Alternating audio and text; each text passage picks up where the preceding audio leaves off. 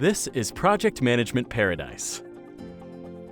Hello, everyone. Welcome to the Project Management Paradise podcast, your passport to project success.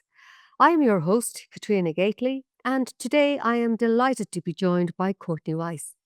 For anyone who doesn't know Courtney, she is a change management expert from Canada. Courtney is currently the managing director of Level Incorporated and has many years' experience in change management space, as well as project management, training, communications, and research. Today, Courtney will tell us about the people side of change.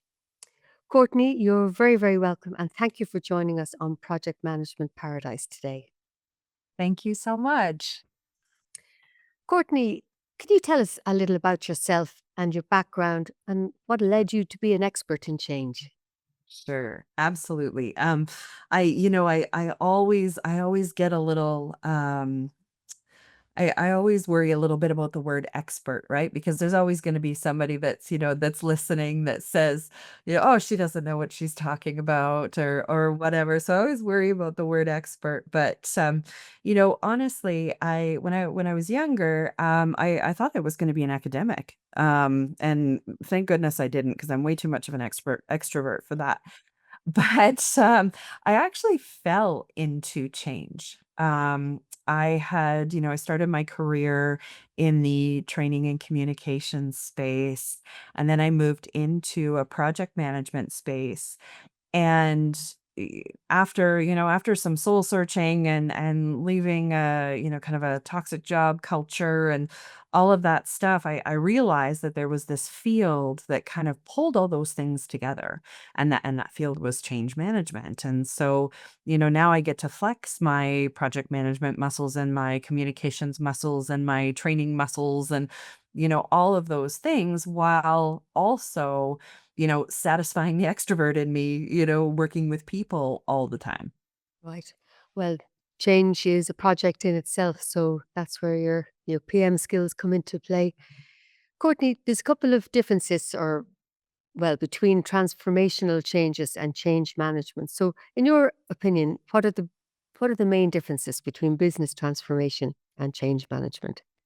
Absolutely. Yeah. I find the term business transformation is a little more broad, and it can mean many things, right?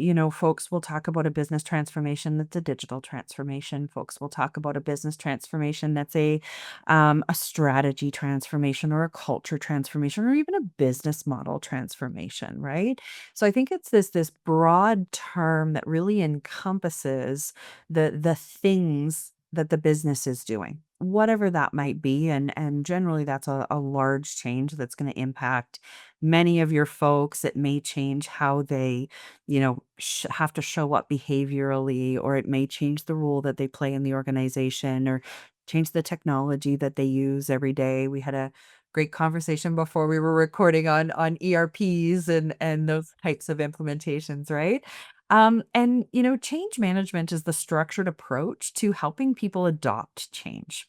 And those changes can be transformational in nature. They can be some of these large changes that impact the very fabric of an organization, and they can be smaller changes too. And you can even apply some of the principles to your personal life and changes that you make in your personal life. What does success look like? What are the things that are going to get in my way? Things like that. So I think, change is really that structured approach, or managing change is really that structured approach to helping people adopt whatever it is that an organization is doing.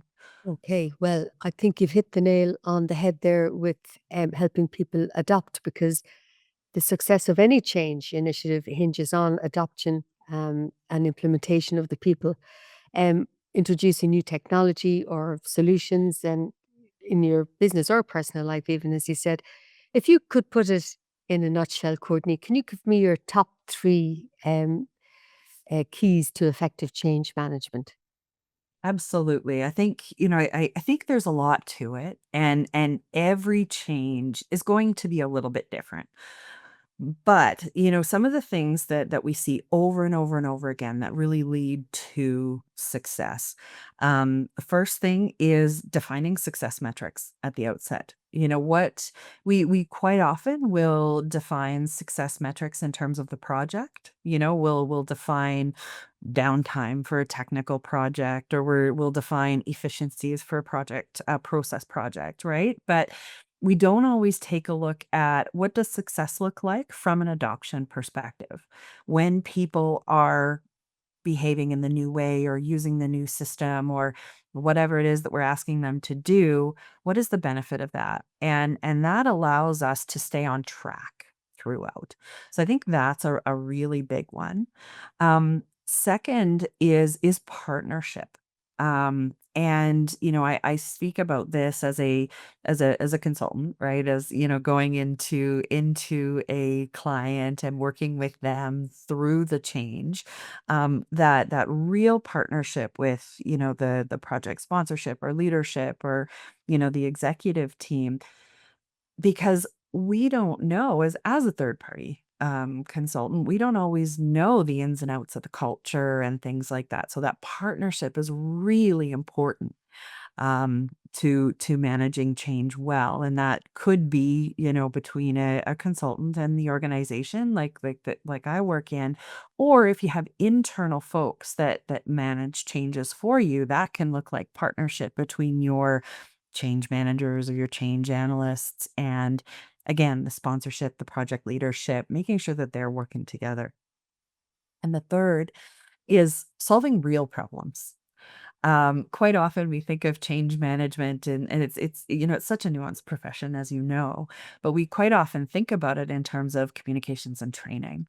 And what that does is that doesn't necessarily allow us to take or the approach that we like to take at Level is a risk-based approach, where we're really looking at what are the things that make change good and what's the risk against those things so that we can solve those problems.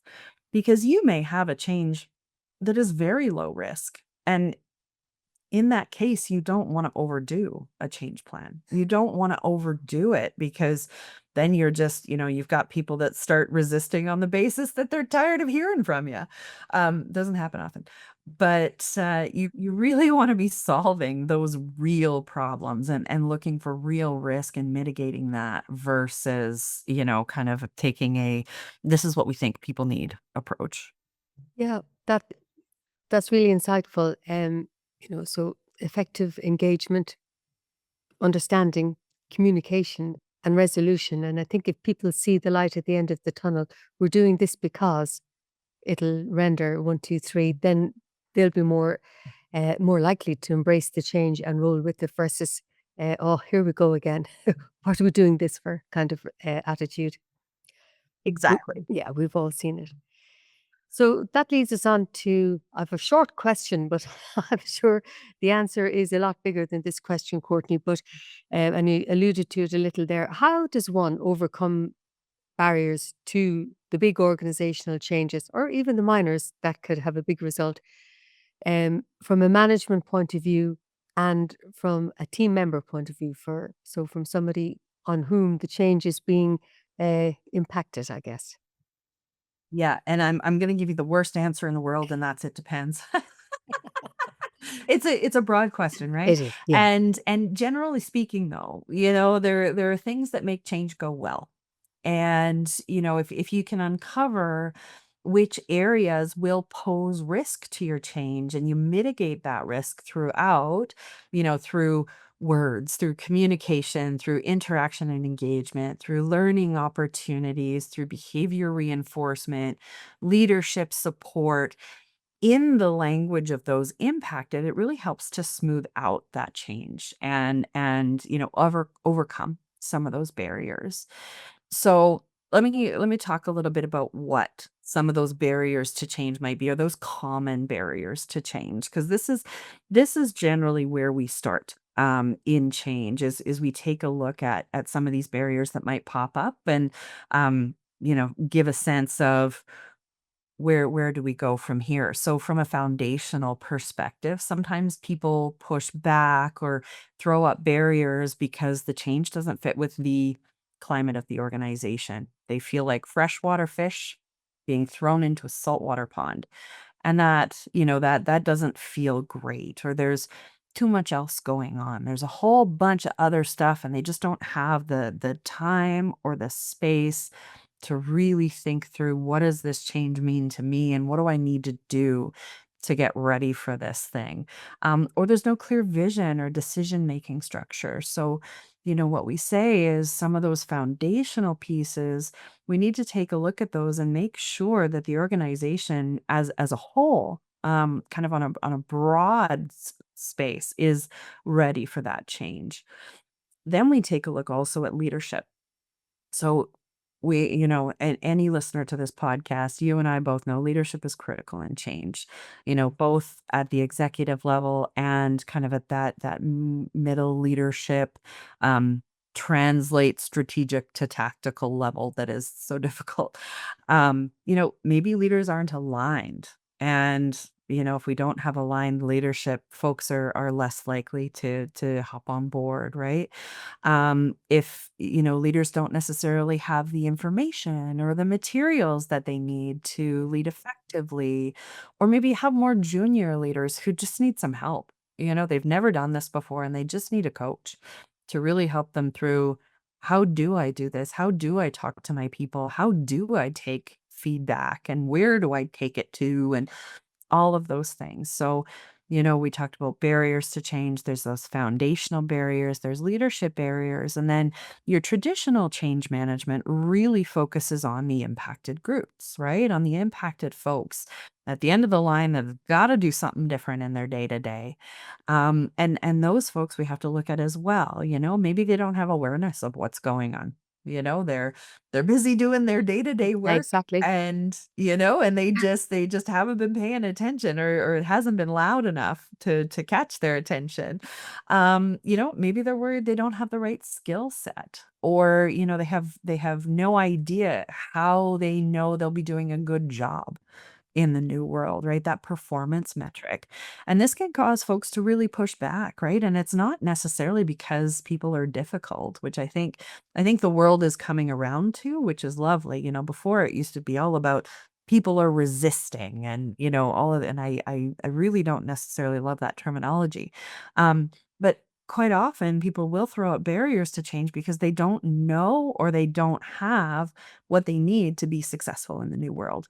And that's our job as change people, to figure out what do they need, and then let's make sure they have it, or a reasonable facsimile. Yeah. And in your consultation process, then I'm sure you've had moments where you say, actually, this change might not be the right thing for this organization at this time in this way. And every permutation for that sentence as well. It's very true, and those are tough conversations. Yeah. Because, Those are very tough, yeah. yeah, and I really appreciate what you say as well, because about the alignment of the leaders themselves at whatever level it is, the C-suite, the SLTs, or the middle management, but somebody's got to pass it on to the person who's going to be actually implementing the specific change. And to have the tools in order to be able to do that is critical. And yeah, I think that's a huge, that'd be one of my top risks, that we have got the right people in the right place with the right message in the right way and the right information, probably. Yes. Um, Speaking about change, the tech world is changing so fast these days. It really is difficult to keep up. Like, I look at an application one day and then it's like 3.0 the next day, and it is a bit tricky. Can you tell me, I guess if we're specifically speaking about artificial intelligence, and it's not a slow, steady pace, it's just running a gallop into our daily world. And some people don't realize either that they are actually using AI applications on their phone, on their TV, on whatever electronic devices they have. But can you tell me what impact, positive and or negative, that artificial intelligence is having on change management initiatives? Sure, sure. I'm excited about the move to AI. I'm a bit of a geek, so I'm excited about the opportunities that it really brings. I see a lot of folks talking about AI. In our experience, we haven't had a lot of yet, AI implementation changes that we worked on. But I feel that's coming very quickly here. As you say, it changes so rapidly. What I am most excited about in the change management space is the data analysis capability and the metadata analysis capability. And what I mean by that is, change management, when done well, you end up with reams of data, right? And especially when you take a risk-based approach, and we've got, you know, lists and lists and risk logs and you name it of things. And right now it's a very labor intensive process to go through that data and find the trends and really sort through and figure out what is the biggest bang for our buck in terms of risk mitigation, right? I am so excited for the capability of AI to help us with that, to help us with that data, data analysis, and also from a company that does this perspective, taking all of that data and sorting it together so you can see trends and you can see, hey, this is what we are seeing in the marketplace. Like I'm very excited about that capability moving forward. And I think too, change management is such a people focused discipline that there's always going to be that human touch. There has to be, we're talking about how people feel. And, I just lost your project management audience. We're talking about how people feel and, They are and people too. yes, yes, exactly. And, we're really talking about, how, human behavior and how humans react and things like that. So that human touch, I don't think is ever going to go away. I don't think, you'll see change management go the way of, typing into, Chat GPT, hey, Yes. put Yeah. a change management plan together for me. But and I think some of the AI capabilities and some of the like the project management software and things like that will really help us get better data, better insights, and really help people adopt change better. I think that I agree with you with pretty much everything that you said. And I think the expedition of the analysis of the data is more crucial now as well. So you can see today or next week or, within a shorter time frame than 3 or 4 months when, in the good old days, you'd come back with your report. Yeah. Um, but that helps us move faster and we've got real information for people to bring them along versus telling them this is the way it is. Yeah, and that's the human touch. Yes. Um, Kind of, well, you've answered a little bit of my next question, which is, are there new or differing trends in change management? Is change management changing itself? Anything that you're noticing, Courtney? Yeah, yeah, absolutely. So definitely, the move to AI, both within the profession and AI implementations, which I believe are coming and are going to come in an avalanche fairly soon here.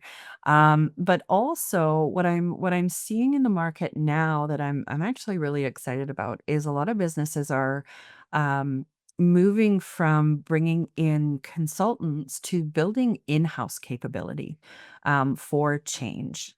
And I love that because what it does, when you have embedded folks, people that have been in the organization for a long time, they understand the culture, they know the people, they know how the organization works. They know, how, some organizations will put the values on the wall, Yes. Yeah. but the where the rubber hits the road is really how people interact in the hallways.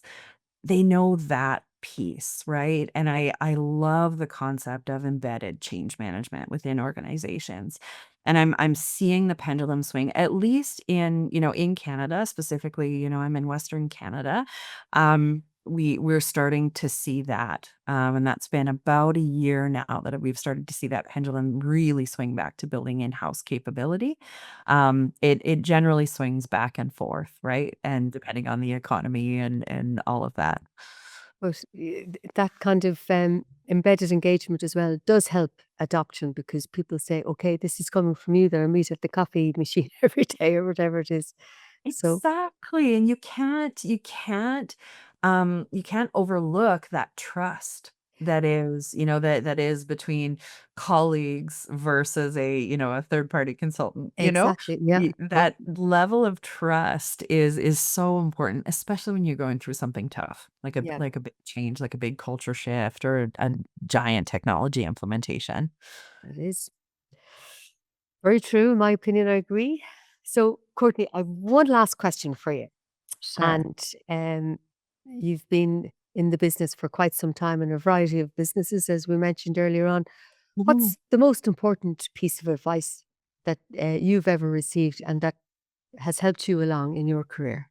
Sure. Now, I am going to deviate from everything we've been talking about.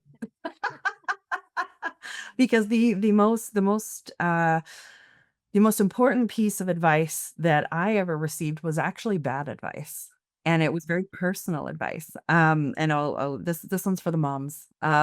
So I was working as a project coordinator years ago on contract. It was not a place where I was fitting in well. Um, and I so eventually, I was really struggling with that role and the work environment wasn't good and things like that. And I finally quit. I finally, you know, got up the courage to say, you know what, this really isn't for me, even though I was only, 4 or 5 months in or something like that. And the portfolio manager that I was working for actually brought me into her office, sat me down and said, you gotta choose. Are you focused on your career or are you focused on your family? And, I only had 1 child at that point. My oldest was, I think, 2 or 3, and we had intended on growing the family and all of that stuff, and so my thought in the moment was, "Well, no, that's not right." And, that stuck with me big time, and what it has caused me to do over the course of the rest of my career, and, we're talking 15 years later now, do the math. I was, in my early 30s at the time. Yeah, you're talking about the I knew 1800s there. yeah, yeah, exactly. I knew in my heart that that was really bogus advice. Awful, awful advice. But since then, I've been very focused on choosing roles and companies that allow me to balance, as best I as well as anyone can balance, but work and family. Those organizations that are family focused, that understand that sometimes you got to take your kid to the dentist or Yes. the my colleagues are in very similar places in their lives as well, Yeah. where, we all know each other's kids' names and we're rooting for them on the sidelines and, all of those things. And so that was, it was awful in the moment because, I'm thinking, "Oh, man, like, that's not I don't want to choose. I would like to do both." Um, but it turned out being the best career advice ever because it really forced me to focus on making sure that I ended up in places that were family friendly. Very good. And it framed it for you what not to do or where not to go. Yes. Yeah. And here you are today. Exactly. Courtney, Exactly. thank you so much for your time today. I've really enjoyed speaking with you, and hopefully, we'll see you soon. And everybody, catch us on Project Management Paradise. Thanks for listening to the Project Management Paradise podcast at projectmanagementparadise.com. Links mentioned during the episode, including speaker profile details and other resources, are available in the podcast description and on projectmanagementparadise.com, where you can also download or stream all our episodes to date. We'd really appreciate it if you could take a moment to leave a review via our podcast app. Finally, if you have not already done so, don't forget to subscribe.